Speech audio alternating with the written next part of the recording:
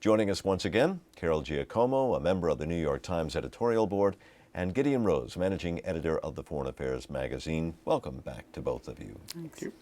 So, 3 presidents, 1 problem, the Taliban. They gather at the White House.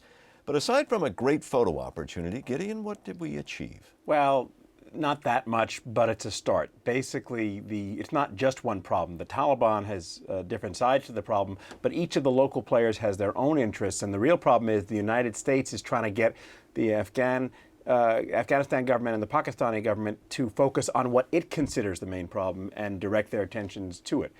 The good news is the American government is really seized with this problem and has the best people working on it and is trying very hard to get some progress. The bad news is the situation is really recalcitrant and the problems are deep, and the local governments there, the ones we were just meeting with, don't really want to do what is necessary to address the problem seriously. So a good step, but not major change. So, Carol, 7 years or so into this conflict, and we make a good start? It does seem absurd, doesn't it?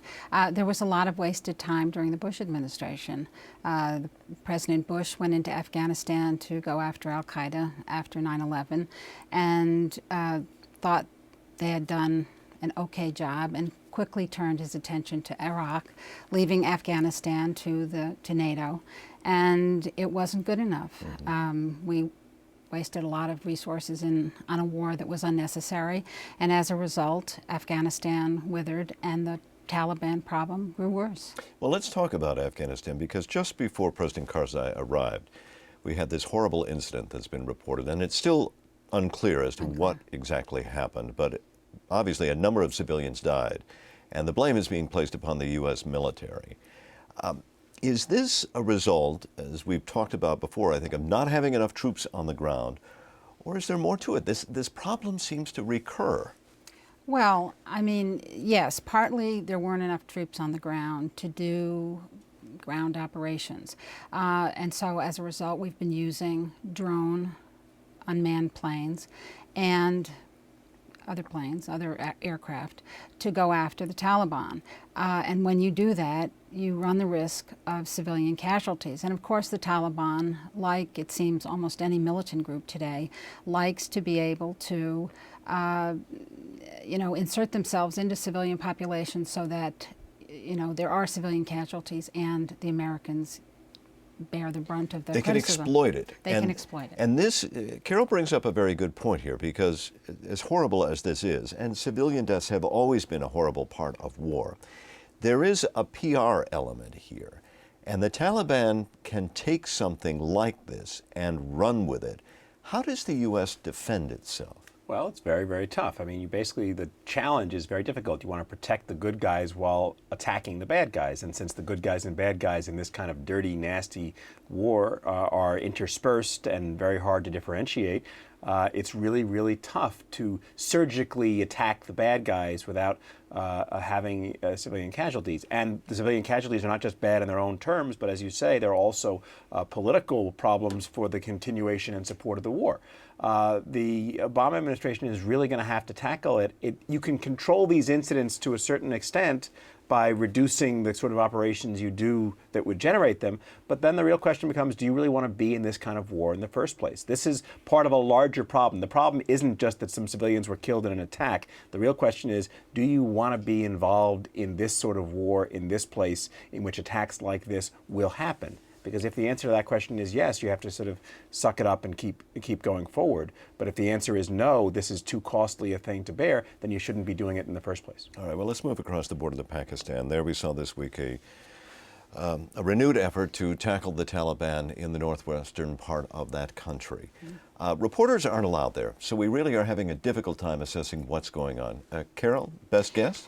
You mean in terms of what's going on? Well, according to the Pakistan government, they have taken on a major offensive in those areas, in Swat and the Bunair district, to try to rout the Taliban. On the face of it, it seems like a good thing. It seems like maybe the army and the government have finally, decided that the Taliban is a real threat to their country, which is what the United States believes. I mean, last week, Taliban forces came within 60 miles of the capital of Islamabad. That's clear and present danger. But the Pakistan Army has always considered India its greatest enemy and has been very reluctant to see the Taliban, which members of its spy services basically have abetted and helped to grow. Well, Gideon, let me ask you this. Is this civil war in Pakistan?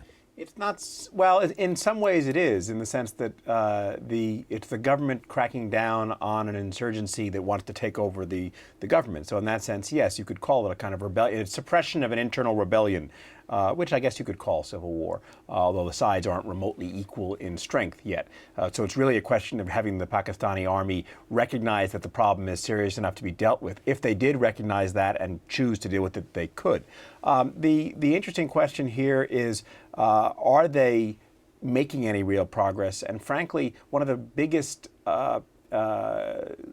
good things is how bad the Taliban and the rebels are, because whenever they do get in power, they do horrible things. They slaughter people. They they keep girls out of school, and they make the population upset. And as in Iraq, where one of the precursors to the surge that helped it work was Al-Qaeda overplaying its hand and turning local Iraqis against it, so in some ways the Taliban is our best ally, because if they overplay their hand whenever they get a chance to rule someplace, it could make the population realize that the Pakistani government is the lesser evil and the Americans are the lesser evil, and that they want to ally with us rather than let the local insurgents take control. Carol, I'm sorry, but we got to end it there. Carol, Giacomo, Gideon Rose, thank you both.